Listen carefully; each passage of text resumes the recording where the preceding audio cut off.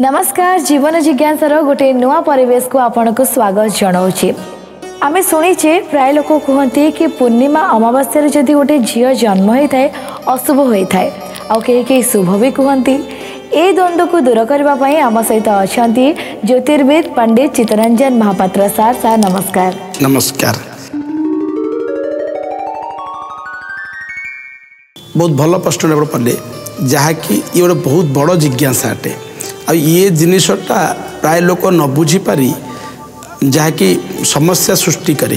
बर्तमान प्रथम तो कहबी झीलटे जन्म हेब बा पुओटे जन्म हेब जदि पुओटे पूर्णिमा अमावास्या जन्म हेल्ले किसी समस्या ना झीलटे जन्म हेल्ले पूर्णिमा अमावास्या कहीं समस्या रही। तो विशेषकर प्रश्न केत आसे जो विभागर समय झीलटे आसे किए व्यक्ति विशेष देखते क्यों झील पूर्णिमा अमावास्या जन्म होती ना बाहर करेंगे ये ये झील सहित कि से प्रश्न उठे जे पुओटे तो जन्म हो पूर्णिमा अमावास्या आम झील क्षति हो बर्तमान को आम चिंता करूनी आगे किंतु जितेबाला झीलटे पूर्णिमा अमावास्या जन्म हो प्रश्न उठे से पुओ पक्ष भावती मो पुअर किसी क्षति हो। देखो यहाँ लोकाचारिक मत थिला एटा गोटे शास्त्रानुमत नहीं जे पूर्णिमा अमावास्या झीलटे जन्म हेले जे तार दाम्पत्य जीवन बा से झीलटी खराब बेला जन्म है बोली एटा शास्त्रानुमत नहीं।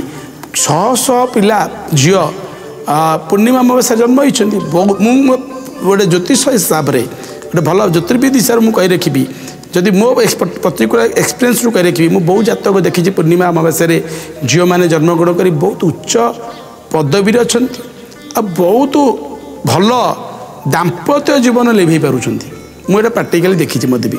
तो एथेर कोई प्रश्न नहीं जे गोटे झीलटे पूर्णिमा अमावास्या जन्म हेल्ले किसी असुविधा हो। हाँ आप मन द्वंद्व सृष्टि करूँ पूर्णिमा अमावास्या जन्म हेल्ले किसी क्षति करदे कि आज्ञा प्रथम तो द्वंद्वटा दूर करुच्चे आज्ञा गोटे झील प्रथम तो आम मन पशि जा गोटे जिनस जे दाम्पत्य जीवन क्षति कर से पुओटी जो पुओटी भाव से पुओटी क्षति कर प्राय मरीज से पुओटी बोली प्राय कहती प्राय पंडित न जानी मत मिसगाइड करते लोक मानक आज्ञा।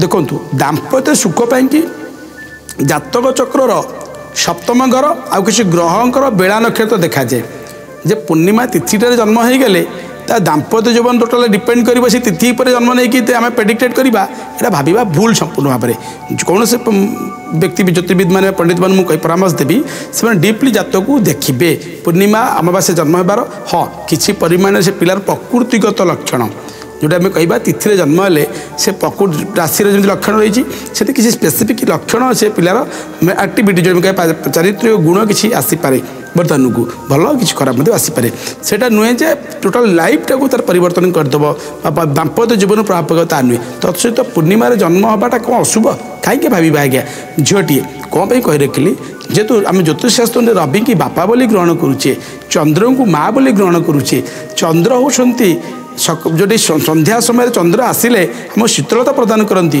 आम छुआटे तले शोवाक जाए माटी बुझाए जे ये चन्नमामू जे कि तू देखी शोई पड़े बोली कहती एमती बहुत जिन कथा रही मत कि आम शास्त्र के चंद्र होती माँ कारक ग्रह आ चंद्र पूर्णिम तो बहुत प्रभाव रही आज्ञा।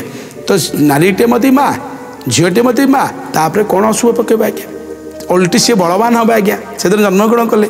तो ये शास्त्रानुमत प्रथम तो बुझेली अमावास्या प्रति अमावास्या झील जन्म जे उसी शब्द गोटे आसे आज्ञा तो तार नुहे आज्ञा से जोग अच्छी कौ बेला जन्मग्रहण कले एक प्रकार शब्द आम व्यवहार करवा आज्ञा। तो खाली अमावास्या जन्म हेल्ले शब्द व्यवहार करवा नहीं आज्ञा एथुर आप बुझी सारी मनरू द्वंद्व दूर करेंगे पूर्णिमा अमावास्या झीलटे जन्म हेल्ले कौन क्षतिकारक नुहे किंतु हो पार ग्रह संयोग घटिले से ग्रह समस्त सहित से संयोग हुए ना कुचित पिला तार प्रतिकार अच्छी विव्रत हे गोटे झीलटी सेमती ग्रह संयोग घटिला सी भी प्रतिकार अच्छी किंतु आप विव्रत हे नहीं। बहुत बहुत धन्यवाद सर। बहुत सरल भाव में सार आम द्वंद्व को दूर करदे किसी नुआ द्वंद्व नहीं कि आम आसिक पहुँचबू आपण पाखे आमको विदाय दिंतु। रोचु नमस्कार। नमस्कार।